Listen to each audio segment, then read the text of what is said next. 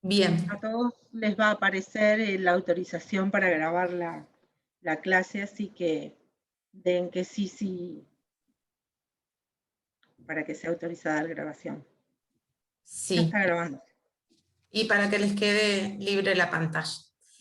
Bueno, buenas tardes entonces. Yo soy la doctora Natalie Bustic y vamos a estar hablando de lo que es la planificación del tratamiento, ¿tá?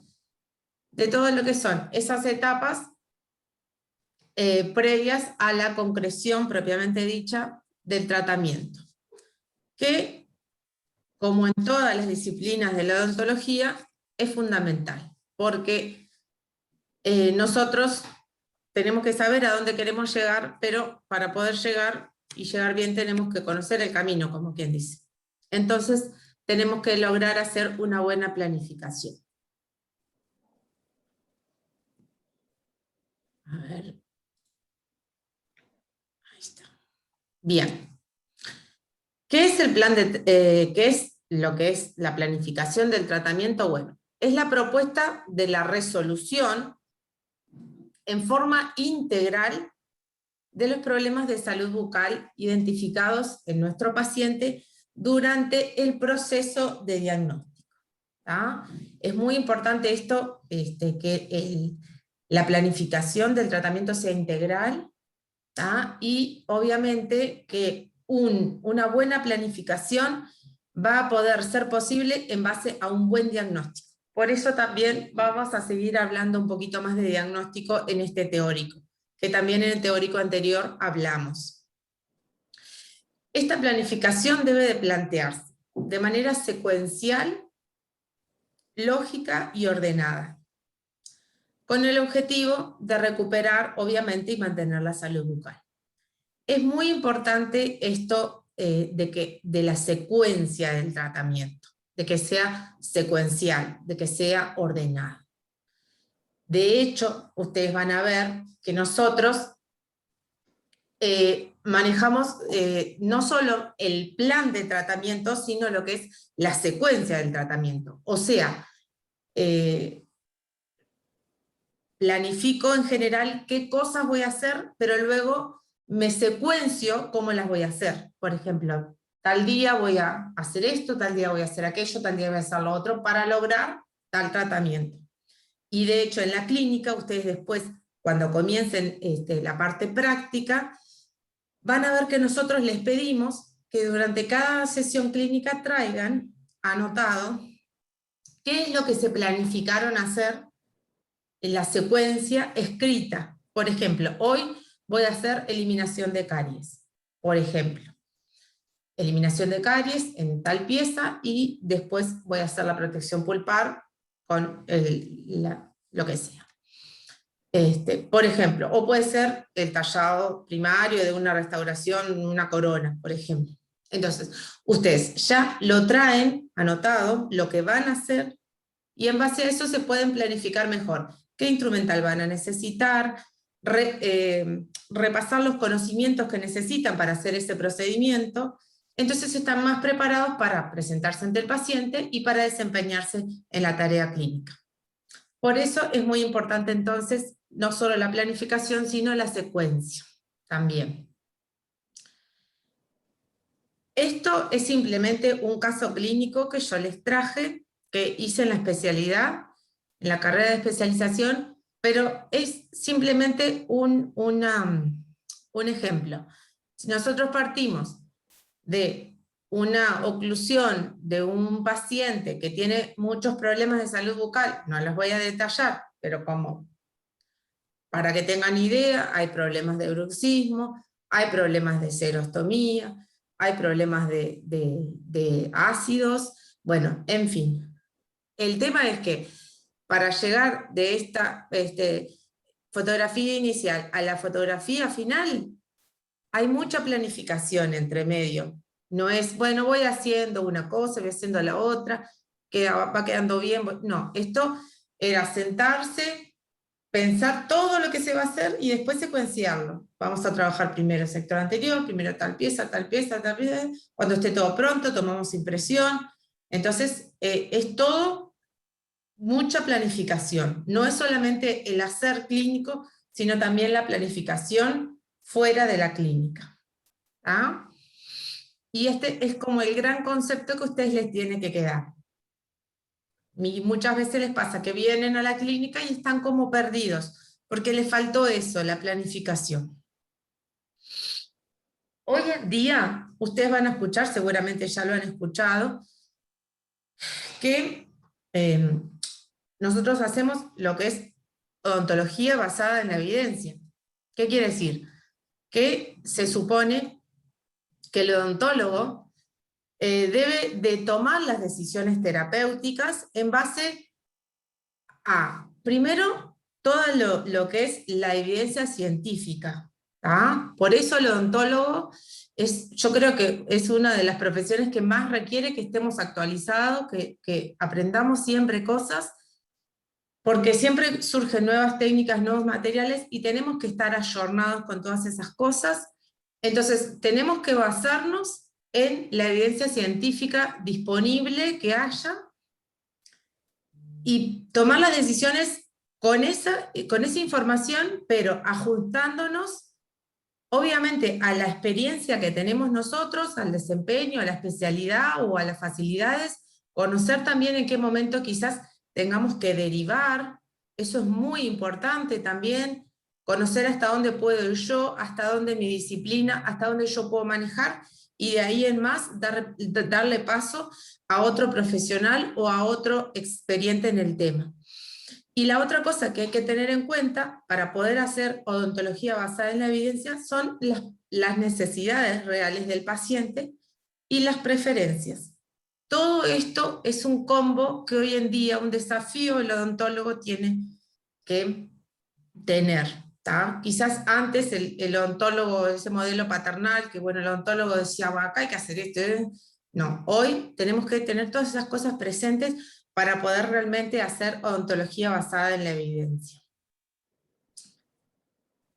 Entonces, como les decía hoy, el plan de tratamiento que nosotros le llamamos preventivo, porque no es la prevención solo lo que se hace en las primeras sesiones clínicas, todo nuestro plan de tratamiento va a ser preventivo, se va a basar en la información obtenida de una correcta historia clínica. Como ustedes ya saben, la historia clínica consta de la anamnesis, de los exámenes clínicos, los paraclínicos o complementarios, la etapa de diagnóstico, que es fundamental, la determinación del riesgo dentro del diagnóstico, la realización del pronóstico, y recién ahí estamos en condiciones de realizar el planeo o la planificación del tratamiento.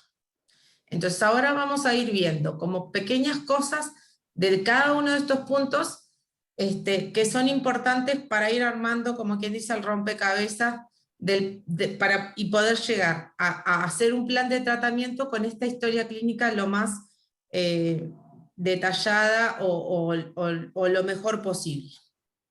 Dentro de la etapa de diagnóstico, nosotros ya estuvimos viendo, ustedes esto ya lo saben, desde primero o segundo de facultad. El diagnóstico es el proceso por el cual el profesional analiza los datos para distinguir una enfermedad. Muy importante, en nuestro caso, determinar su etiología. Recuerden siempre, la etiología es la causa de la enfermedad, va a determinar el curso de la misma, y es esa etiología tan importante para realizar el plan de tratamiento correcto. Porque el plan de tratamiento no solo debe apuntar a la rehabilitación, si es cierto, es una parte, pero primero que nada debe apuntar a eliminar en lo posible o controlar la etiología. Y eso no lo podemos perder de vista, aunque estemos en una materia puramente rehabilitadora, en donde de alguna manera ya como que llegamos tarde con las maniobras preventivas. Bien. El pronóstico, bueno, el pronóstico ustedes también ya saben, es el juicio que formamos respecto a los cambios que pueden sobrevenir durante el curso de la enfermedad, también la duración que puede tener la enfermedad y también el tratamiento que se haga, y la terminación por los síntomas que la han precedido. Puede ser favorable, reservado, desfavorable, vamos a tratar de que nunca sea. Por supuesto que vamos a tratar de que el pronóstico nunca sea desfavorable, pero bueno, hay veces que puntualmente quizás para alguna pieza o para algún cuadro clínico puede ser desfavorable. ¿Qué factores condicionan el pronóstico? Bueno, por supuesto que el diagnóstico. Un diagnóstico más reservado puede tener un pronóstico más reservado, etc. Condiciones médicas que pueda tener nuestro paciente, eso también va a condicionar el pronóstico, lo puede hacer más reservado si tiene condiciones médicas que sean desfavorables. También las habilidades del operador, la cooperación del paciente es muy importante en el pronóstico.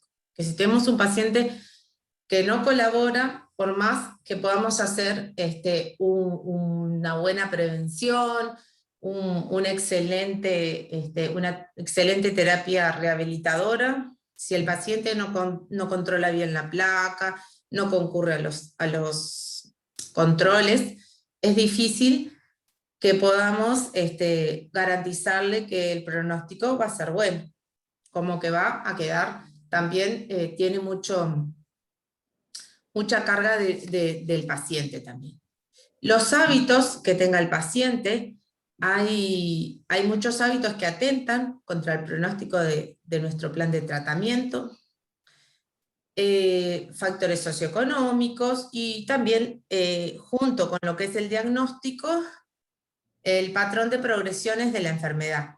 Por ejemplo, en el caso nuestro, pacientes con policaries, con caries activas, con mucha placa, bueno, eso obviamente que va quizás a condicionar un poquito el pronóstico.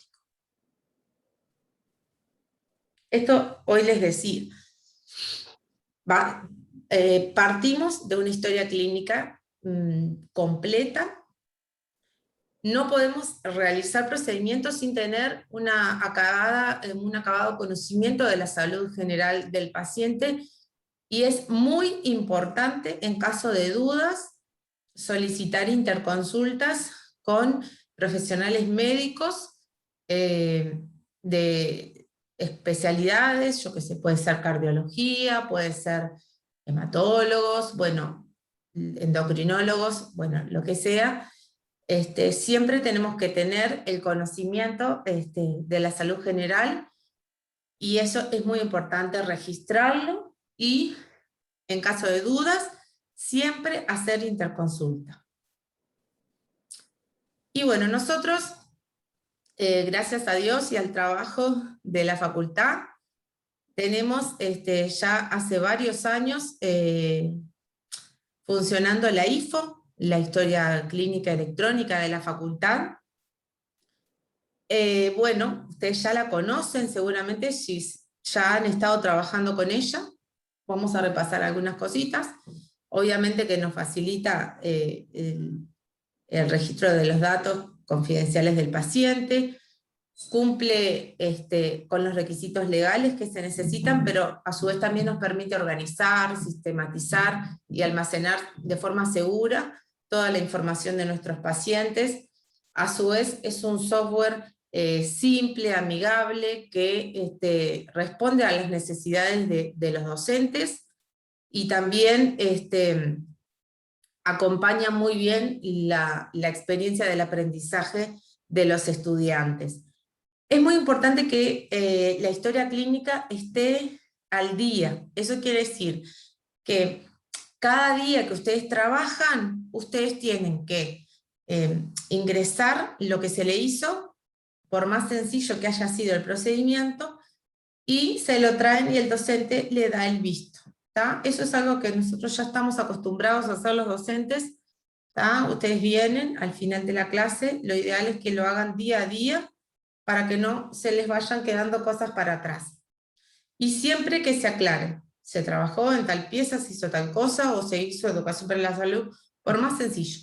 Incluso si el paciente no viene por algún motivo, también pueden colocar allí la fecha, el paciente no concurre, o falta con aviso, falta sin aviso, y eso es ya el docente le da el visto, y eso es un apoyo para ustedes también, una seguridad, una tranquilidad. Usted, desde el día de mañana dice, ¿qué pasó? Que usted no trabajó, bueno, lo pasa, me faltó el paciente, acá tengo, no me vino, me avisó el último momento.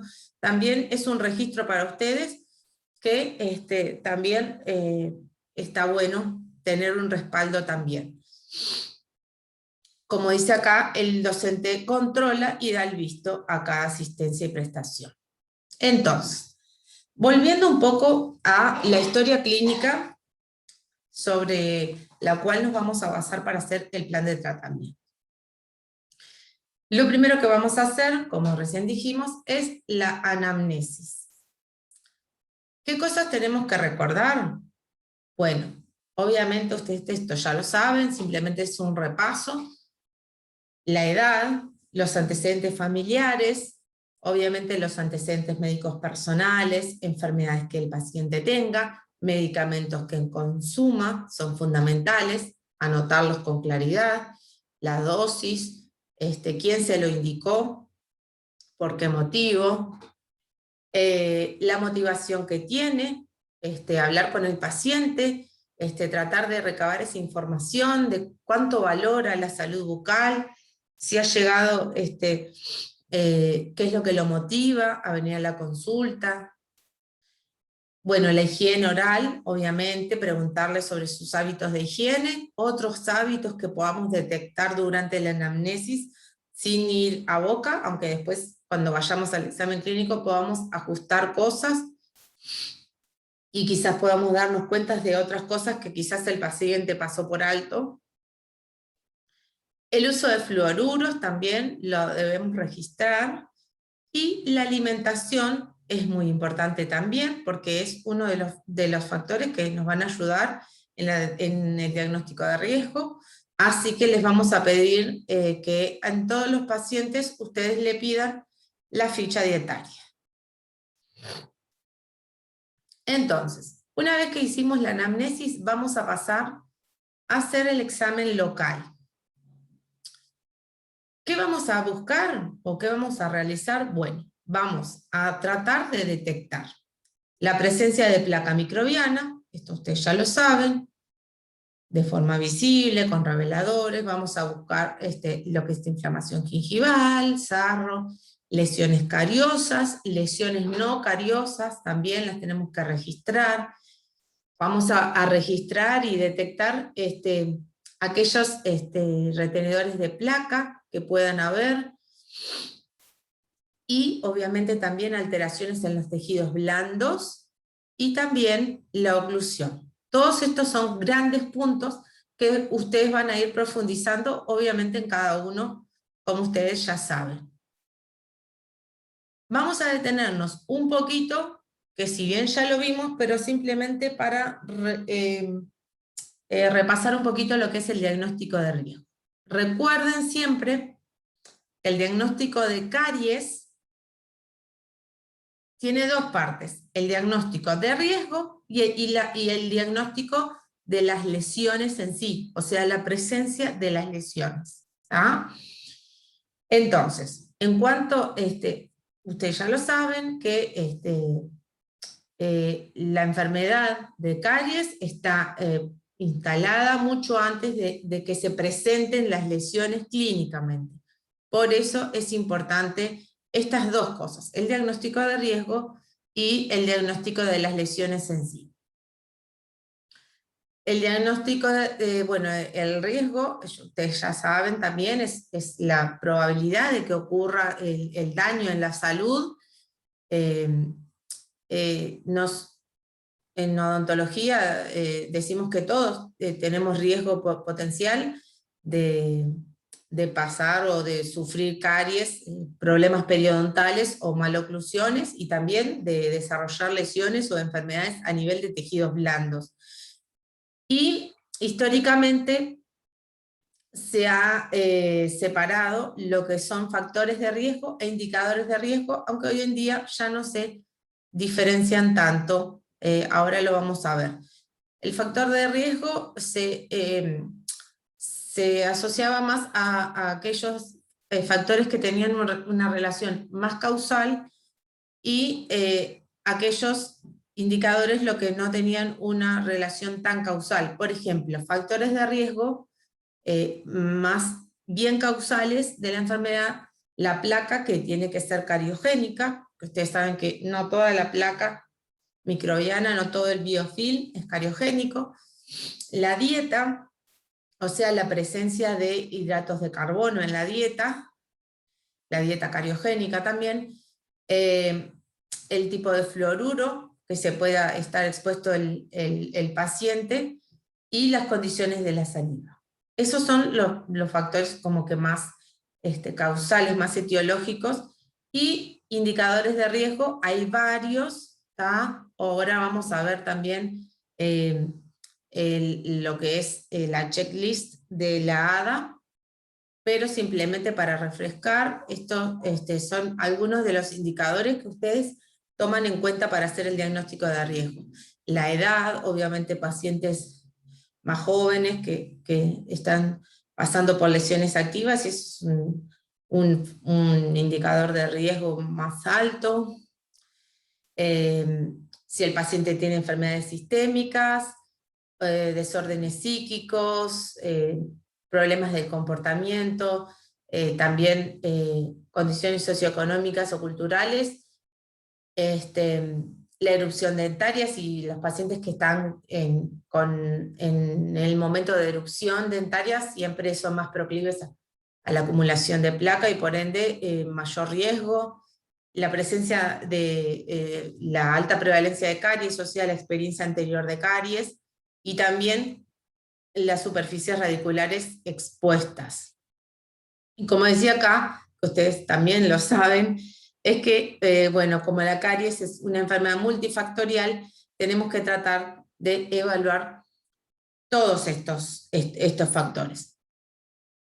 Y hace un par de años, la Asociación Dental Americana creó como un checklist donde nosotros podemos ir viendo y marcando qué factores pueden estar afectando para poder acabar un poquito ese diagnóstico de riesgo.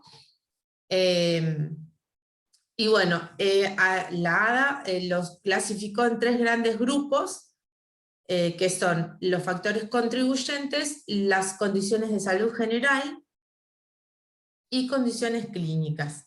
¿Tá? Dentro de los factores contribuyentes están la exposición a fluoruros, los alimentos o bebidas azucaradas, la experiencia de caries de la madre, de los cuidadores, y la atención odontológica, o sea, el acceso a los servicios de salud.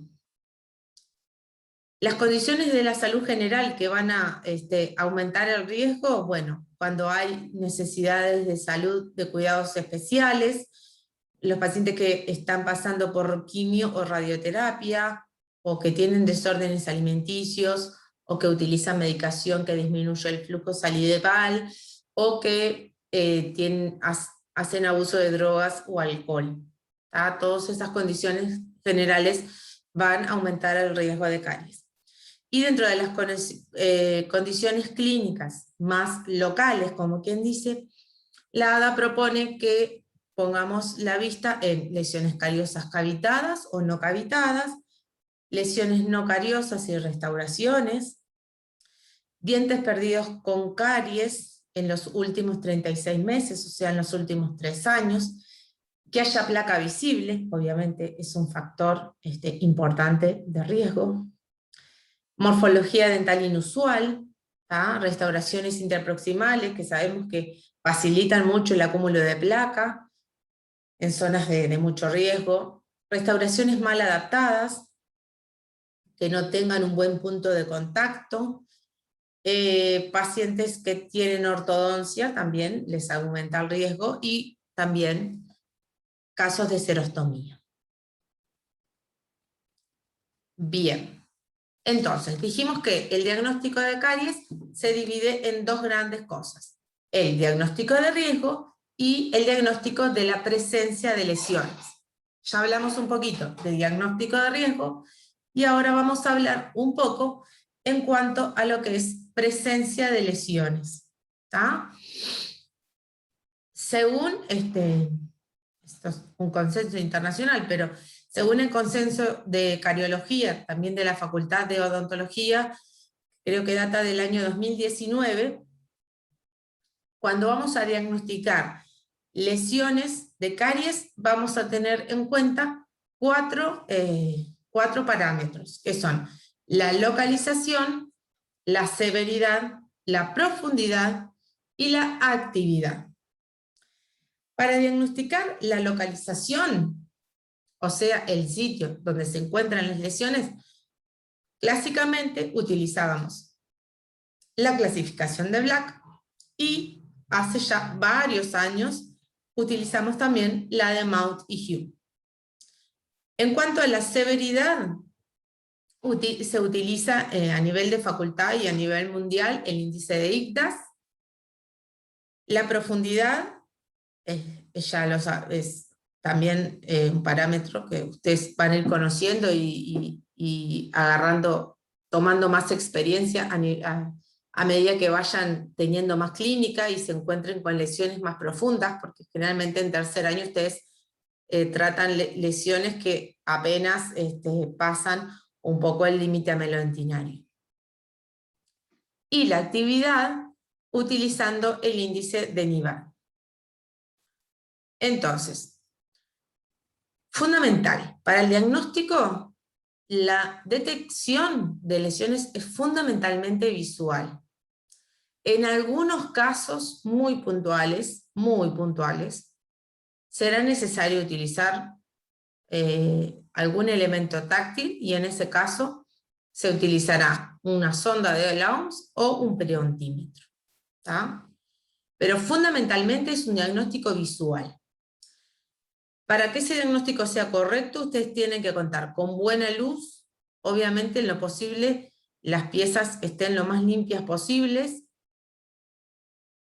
y de ser posible con algún elemento de magnificación, como las lupas. ¿Tá? Entonces, vamos a hacer un diagnóstico clínico. Si es posible, vamos a hacer un diagnóstico pulpar, aunque sea muy somero. Quizás no ya en este momento, pero luego cuando vayamos a abordar la pieza, nosotros tenemos que saber y asegurarnos que la pieza o es vital o no es vital. ¿Ah? Y a veces necesitamos hacer también diagnósticos diferenciales. Y como dice ahí, el diagnóstico de la enfermedad, recuerden que es diferente del diagnóstico de la lesión. En cuanto a la clasificación de Black, acerca de la localización de las lesiones, recordando, porque ustedes seguramente ya lo saben muy bien, las clase 1 en fosas y fisuras de todos los dientes, las clase 2 en caras proximales de dientes posteriores, clase 3, dientes anteriores, caras proximales, sin involucrar el borde incisal, y clase 4, cuando involucra el borde incisal. Las clases 5 en el tercio gingival de los dientes. ¿Ah?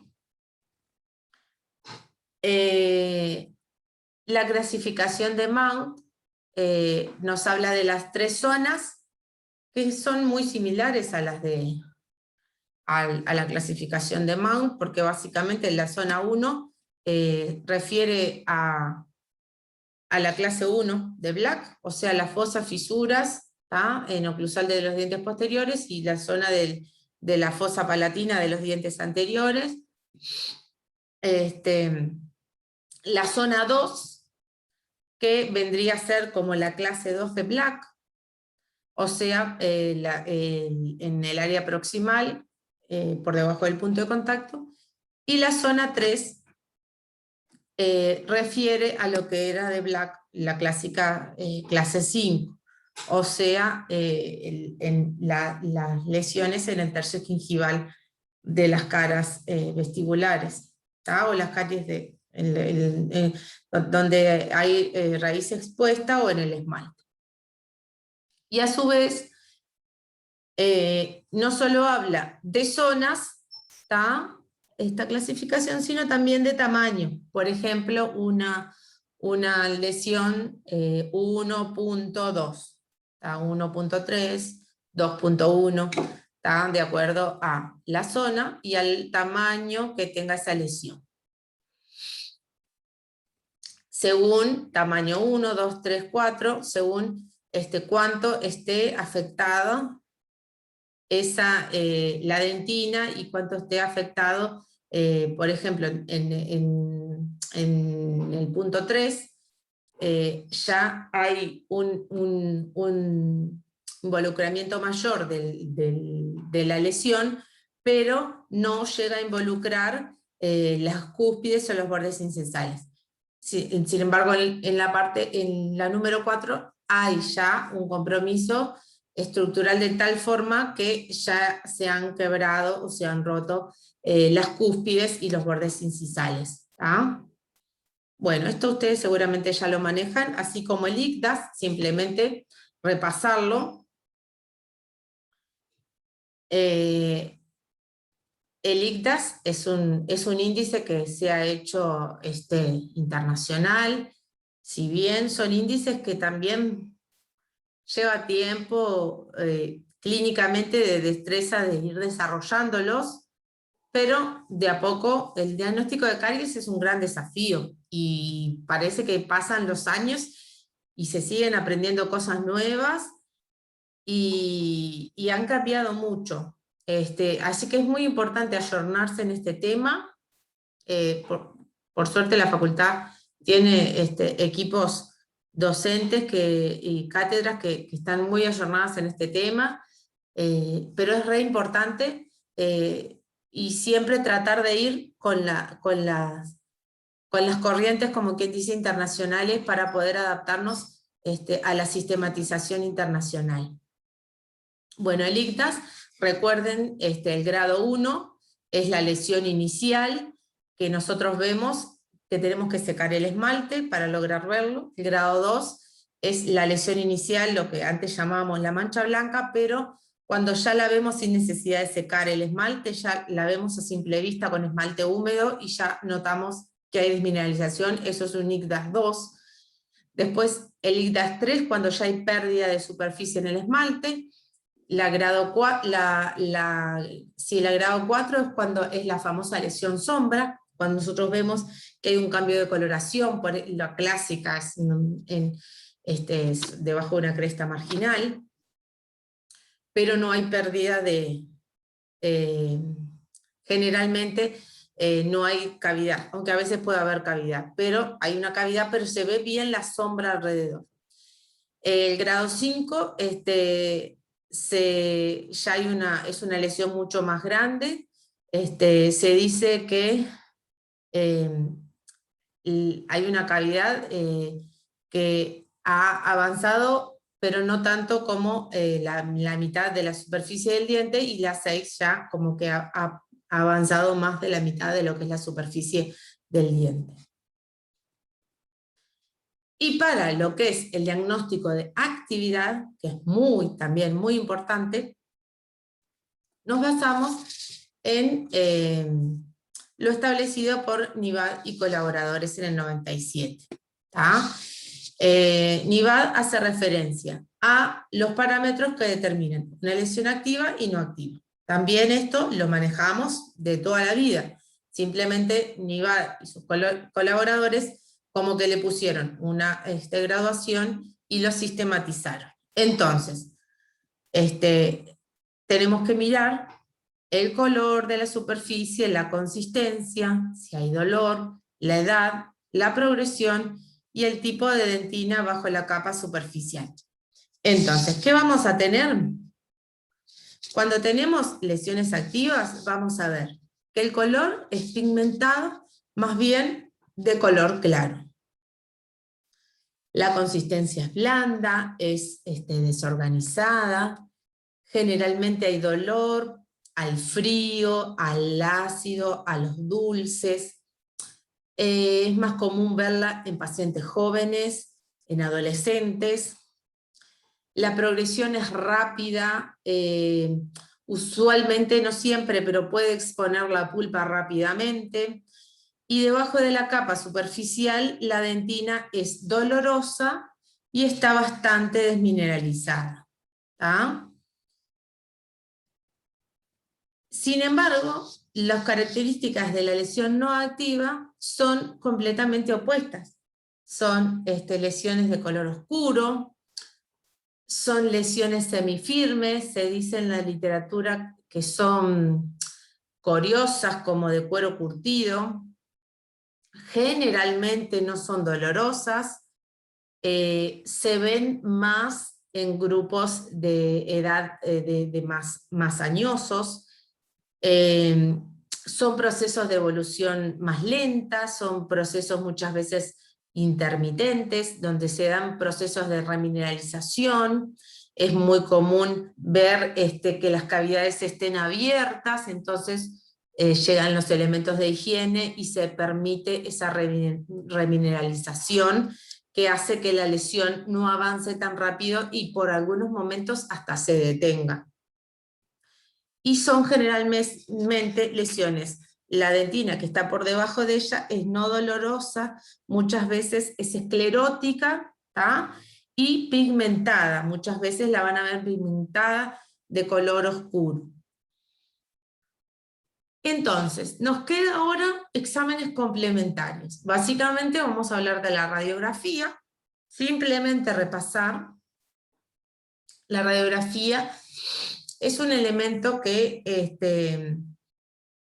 por lo menos en cardiología, no es tan definitivo, como que el diagnóstico clínico es más definitivo, pero sí nos sirve mucho la radiografía, nos ayuda a afinar ese diagnóstico clínico, y también nos ayuda o nos colabora para determinar bien el plan de tratamiento, porque hay veces que hay cosas que no la vemos si no es en la radiografía.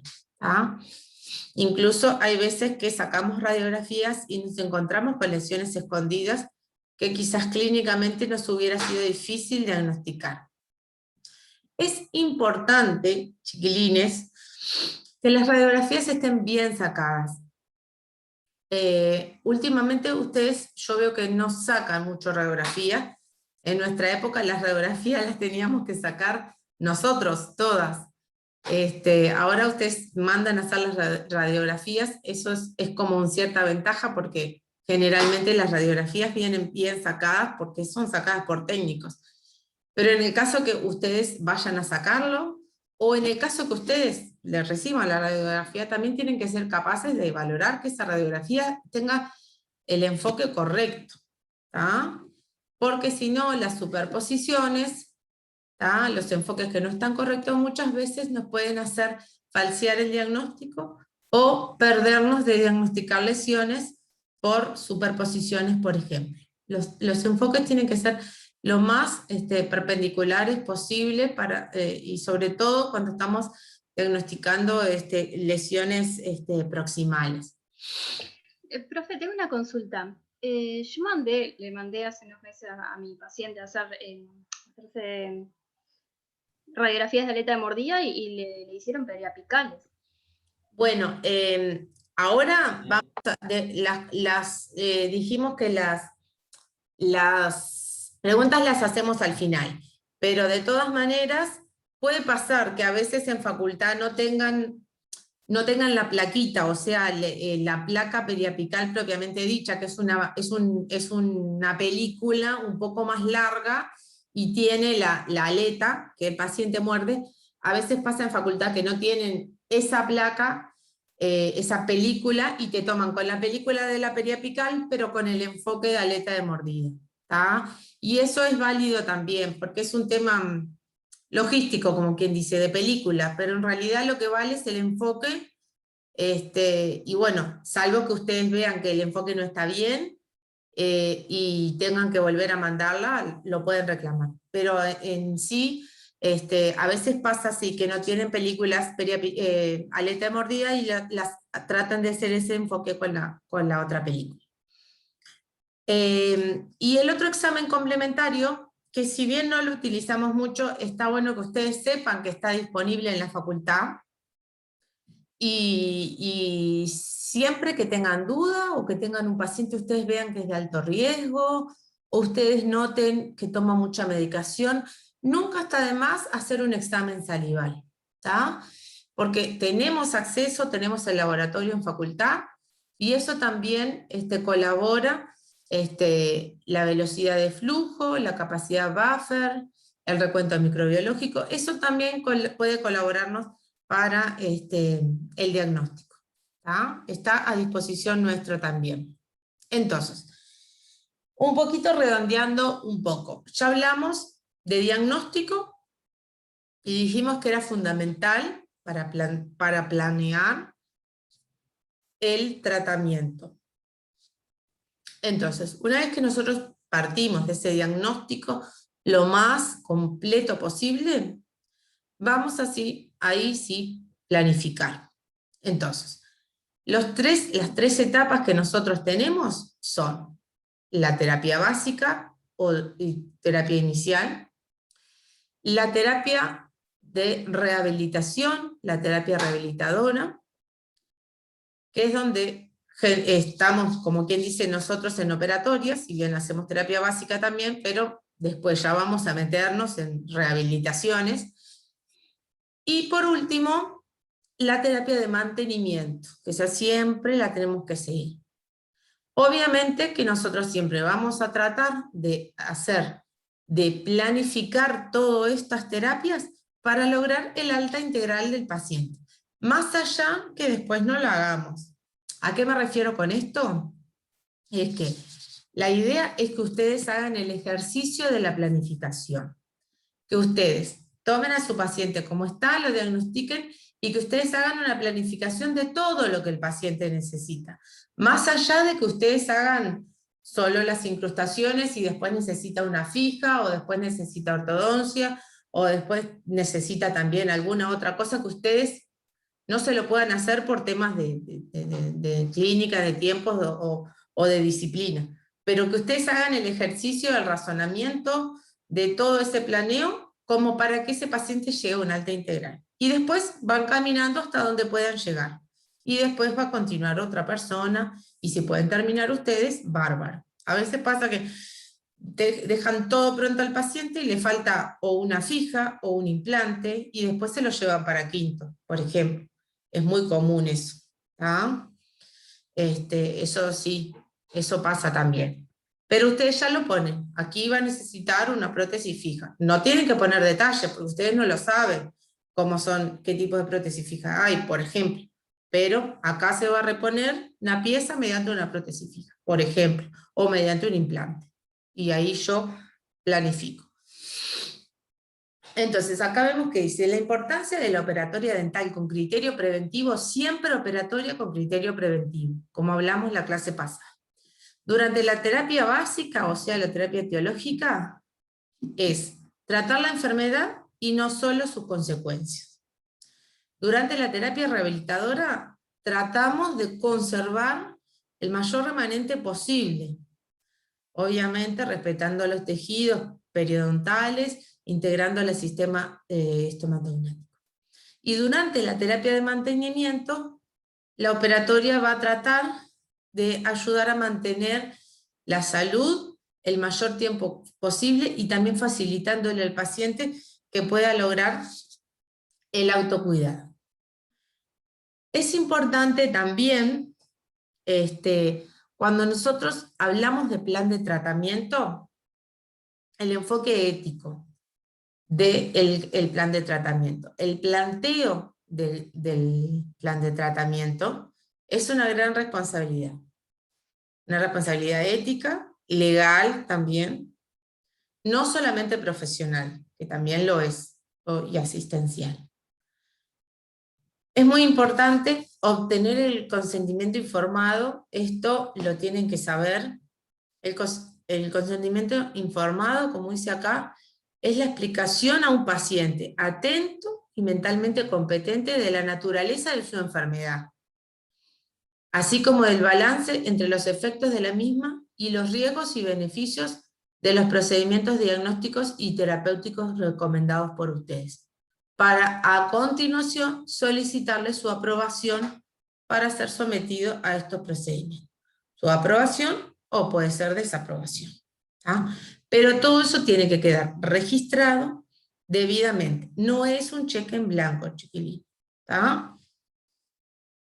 Por eso ustedes tienen que hacer el consentimiento y nada impide que ustedes hagan un consentimiento informado primario, como quien dice, y luego cuando empiecen, o sea, tengan el planteo bien del plan de tratamiento, pueden hacerle una nueva propuesta y hacer un nuevo consentimiento, actualizarlo, como quien dice.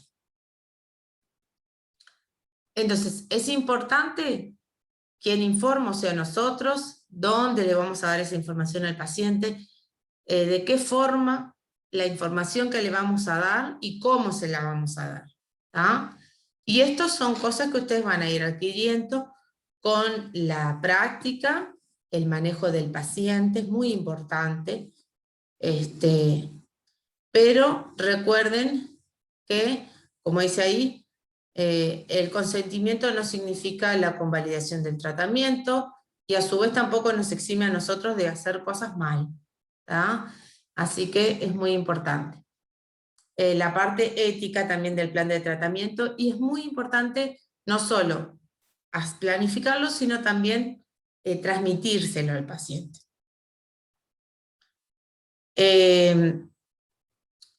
Nosotros, al final, yo puse una diapositiva, pero nosotros les vamos a pedir que ustedes empiecen a trabajar, hagan historia clínica, vayan recabando datos, empiecen a eliminar caries, hacer terapia básica, pero antes de comenzar las preparaciones dentarias, o sea, los tallados para restauraciones ya directas, o digo indirectas,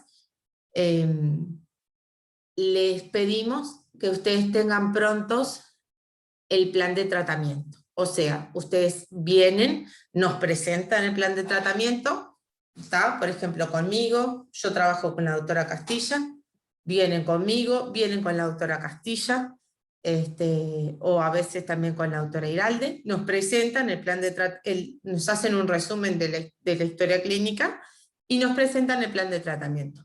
Nosotros le decimos si está bien, si está mal, si nos parece bien, conversamos las opciones, las necesidades del paciente, las posibilidades, y en función de eso le decimos, bueno, ahora estás en condiciones de empezar a trabajar. O sea, de empezar ya a hacer las restauraciones correspondientes. Mientras tanto van haciendo toda eliminación de caries, terapia básica. Pero para comenzar a hacer las restauraciones propiamente dichas, ustedes tienen que tener por lo menos un esbozo de todo lo que es el plan de tratamiento. Y nos lo entregan por escrito también. ¿Tá? Aunque luego puedan hacer un pequeño resumen para subir también a la IFO, o le pueden sacar foto y lo suben a la IFO, que es lo ideal. ¿Tá? Nos lo entregan por escrito también. Bien, entonces, como dijimos, tenemos 3 partes en nuestro plan de tratamiento. La primera parte ustedes ya la conocen también, la terapia básica, por la cual todos los pacientes van a pasar. Primeramente vamos a resolver la urgencia. Parece muy lógico, pero no lo es tanto, porque hay veces que vienen pacientes y nos llaman y los docentes se van a sentir identificados, porque nos dicen, me parece que tiene una vital en el 26. Entonces, yo me siento y le digo, buenas tardes, paciente, primera vez en facultad, sí, le digo, bueno, dígame, ¿por qué consulta? Ay, yo consulto porque me duele acá, y me marca el cuadrante 4. Entonces, está bien, que buenísimo si trae para hacerse una vital en el 26, pero el paciente viene porque le duele el cuadrante 4. Entonces, siempre pregúntenle al paciente, ¿por qué es lo que le motiva la consulta? Y tratemos de resolverle la urgencia.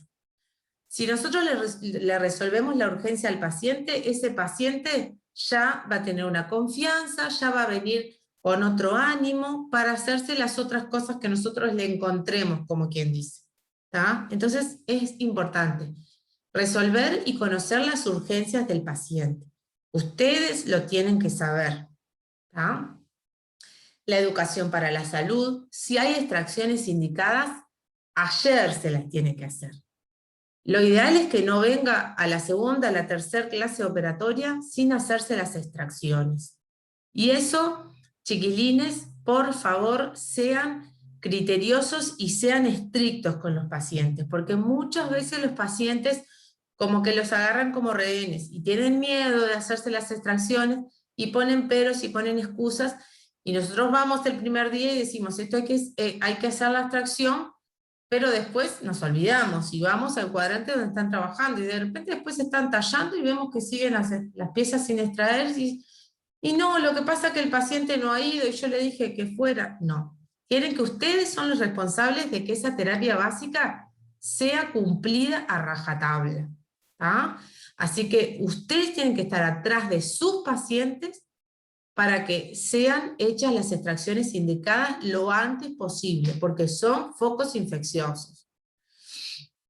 De tartraje, profilaxis, inactivación de lesiones cariosas, refuerzo del huésped, control del medio, ¿tá? Lo de la dieta, y atrógenos que hayan, eso ustedes ya el primer día de clase, el primer día o la segunda sesión clínica, ustedes pueden ver restauraciones desbordantes, retenedores de placas, cosas para pulir, ustedes la pueden hacer, ajuste oclusal de una prótesis, esas cosas ustedes ya las pueden ir haciendo y le van mejorando mucho la calidad de la masticación, las funciones al paciente, la estética, y se van, como quien dice, metiendo en el bolsillo al paciente. Se lo van ganando, ¿tá? Y eso les ayuda mucho para que el paciente se comprometa. Bueno, el establecimiento de medidas preventivas de maloclusiones, derivaciones interconsultas, como dijimos, muy importante, y la evaluación para ver si podemos pasar a la terapia rehabilitadora. ¿Tá? ¿Qué es la rehabilitación oral? Bueno, son el conjunto de procedimientos que permiten llevar al sistema estomatognático a un estado de armonía morfofuncional. ¿Tá? En este caso, como que las dos disciplinas de BD, como quien dice, en rehabilitación oclusal propiamente dicho, somos la operatoria dental y la prótesis. Puede ser prótesis fija, prótesis removible, ¿tá?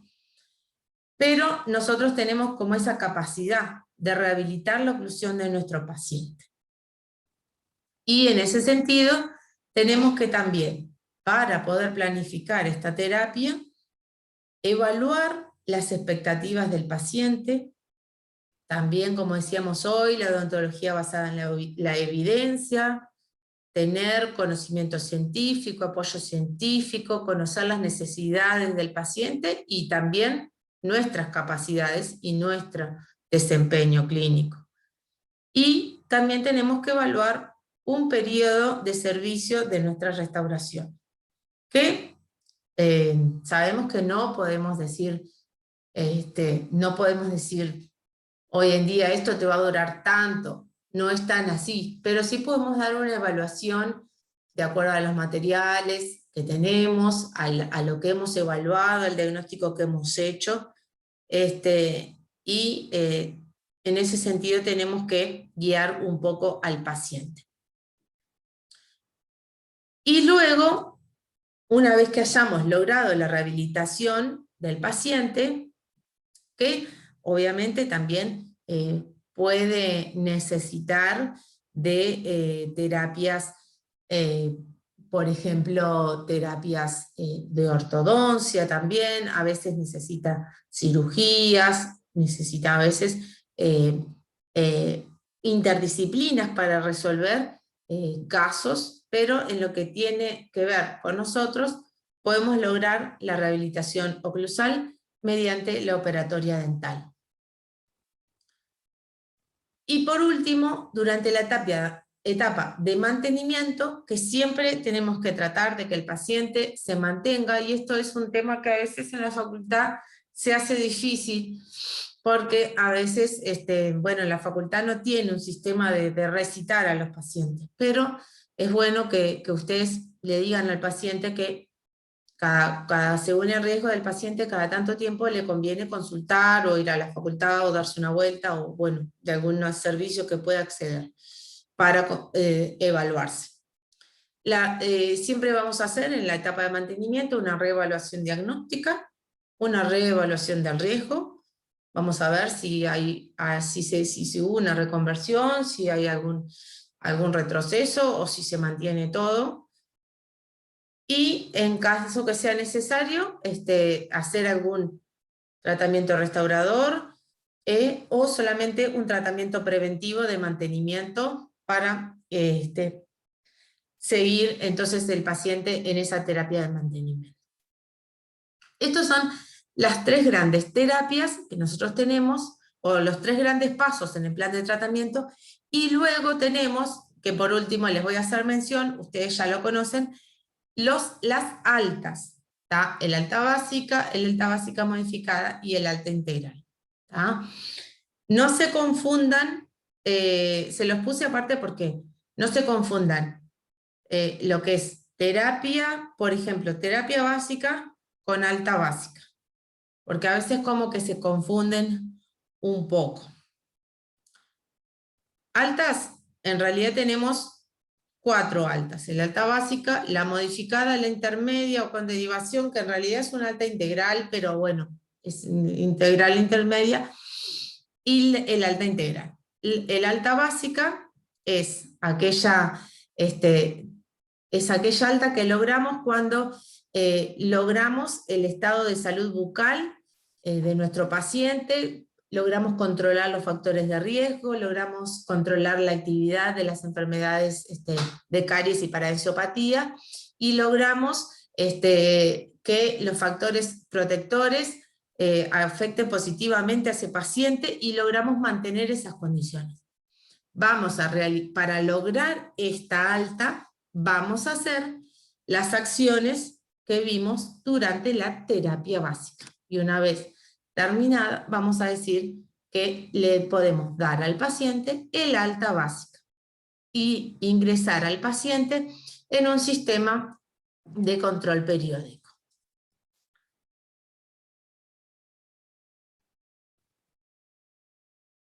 El alta básica modificada, bueno, ya es un nivel mayor de complejidad, ¿tá? Ya da una solución un poco más permanente a algunas patologías infecciosas, y ya sienta las bases para la rehabilitación futura, ¿tá? En ella, aparte de las tareas o las actividades que hacemos en terapia básica, hacemos eliminaciones selectivas de caries, protecciones dentino-pulpares, utilizamos ionómeros vítreos, raspado y alisados, hacemos endodoncias.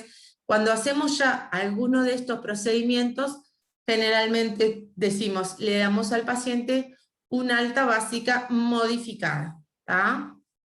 Y luego el alta integral, que ya supone un estado de resolución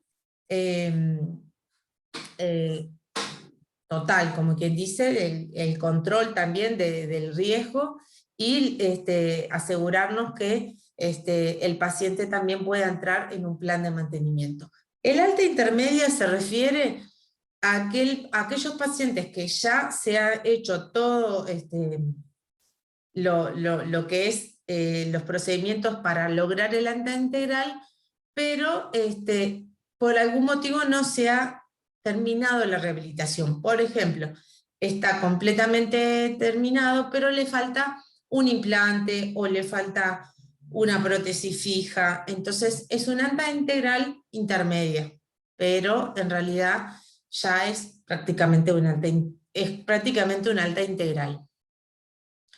Y esto es lo último, que simplemente ya algunas cosas hablamos, pero se los quería mencionar acá.